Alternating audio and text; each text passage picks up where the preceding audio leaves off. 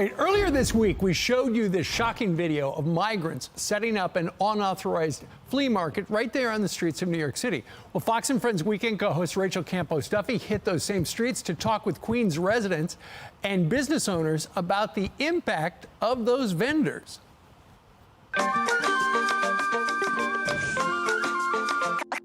So we're in Jackson Heights. This is the heart of AOC's congressional district. It's only 10 a.m. and already the street vendors are out. We're going to talk to some of the residents to see how this area is changing. There's so much immigration now. There's so many Venezuelans, Ecuadorians, Mexicans that crossed over, you know, due to Biden. Are you seeing crime?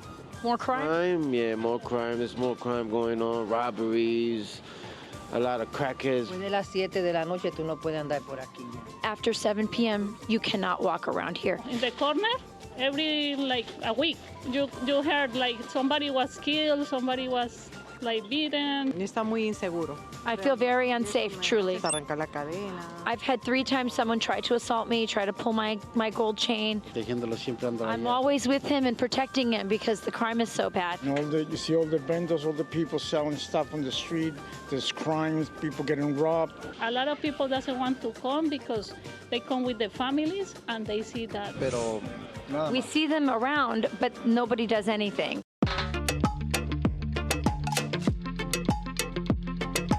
Brick and mortar businesses are suffering a lot. We have a lot of closed doors, a lot of businesses that are just closing every single day because they can't compete with the prices of that the street vendors outside are giving everyone. Has your business suffered at all? Tiene miedo de salir a la calle tan tarde. She said, yes, our business has been affected. Todo el mundo está cerrando temprano por la situación. Now everyone goes home early, closes early because of the crime situation. Inmigrantes buenos, somos más de verdad. She said, we take pride in our place, we work really hard, we are immigrants who came here for the right reasons to work, and we just wish that those who aren't complying with the law would be held accountable. Okay. This is Alexandria Ocasio-Cortez's district. What would you say to her if she was here right now? ¿Qué le dirías a ella? Su trabajo de cuidar el vecindario. We would ask her to do her job of taking care of this neighborhood, to do a better job. Just come and walk around here and see everything, all the garbage, all the people getting robbed, they're doing daytime and nighttime. Entonces me sería muy. We wish she would do something better here. She is never here. I was a volunteer for her. She completely abandoned our community. She said, I hope that she sees this interview because we all helped her get elected. She said she only cares about Washington and her money. She said nobody loves her here anymore. You see a tiny little sign there for Alexandria Ocasio-Cortez. Doesn't look like she's letting everyone know, come see me. We're going to try and see if they'll let us in. Wondering if I could speak to the Congresswoman or somebody who's representing her. So she only has someone here on 1 day a week? Right, it's a satellite office. What would you say to Alexandria Ocasio-Cortez? Come on down and take a walk with me. Let's see what's going on and let's see if we can fix it together. And if you don't want to help me fix it, I'll do it myself. Everybody from business owners to residents, everybody wants somewhere safe to be. And this area right now is not the safest and it's not looking the best. And it's my duty to do this change and to bring this change to this area.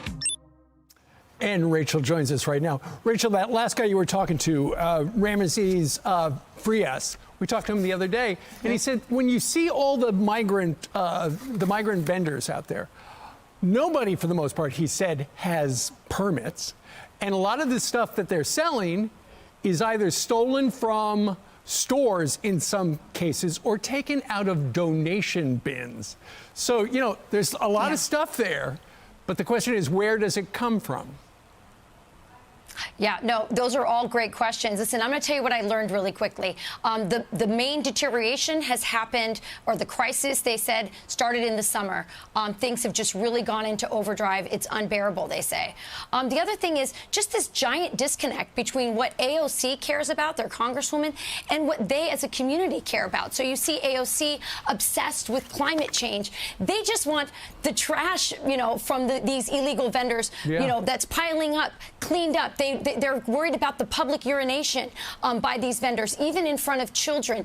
AOC obsessed right now and trying to get legislation passed on deep AI fake porn. They're like, get the porn off our streets. I was down there at 10 a.m. The hookers are turning tricks. The prostitutes are turning tricks at 10 a.m., 11 a.m. in the morning, right in front of their restaurants.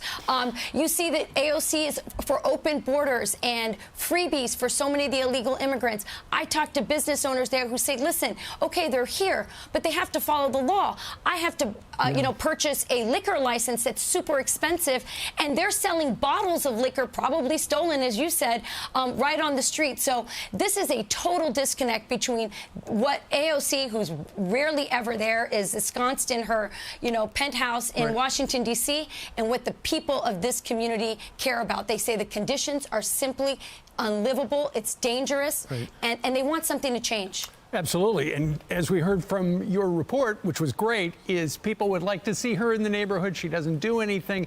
We got a statement from her office a couple of days ago, and essentially it blamed Republicans for the lack of migration, changing the law and stuff like that. Rachel, thank you very much for going out. It was fantastic to hear the people in their own words. Of course. All right. I'm Steve Ducey. I'm Brian Kilmeade. And I'm Ainsley Earhart. And click here to subscribe to the Fox News YouTube page to catch our hottest interviews and most compelling analysis.